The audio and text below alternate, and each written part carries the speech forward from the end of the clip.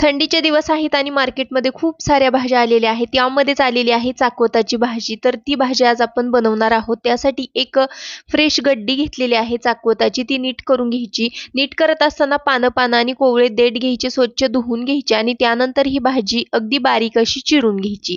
चिरलेली भाजी एका पातेल्यामध्ये काढायची. त्यानंतर त्यामध्ये घालायचं आहे पाव वाटी इतकी मूग डाळ आणि पाव वाटी इतके कच्चे शेंगदाणे, 1 ग्लास पाणी घालायचं आणि ही भाजी छान अशी ओपनली शिजवून घ्यायची. त्यामुळे भाजीचा रंग बदलत नाही.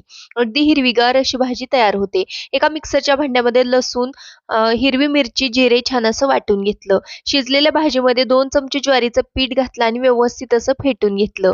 कढईमध्ये फोडणी करता तेल घातलं. त्यामध्ये अर्धा चमचा जिरे घालायचं, बनवून घेतलेलं वाटण घालायचं, पाव चमचा हळद पावडर घालायची आणि शिजवून घेतलेली भाजी घालून चवीकरता मीठ घालायचं आणि व्यवस्थित असं मिक्स करायचं. ही भाजी थोड्या वेळासाठी ओपनली शिजवून घ्यायची. मस्त अशी इथं चाकवताची भाजी बनवून तयार आहे. चला पटकन सबस्क्राईब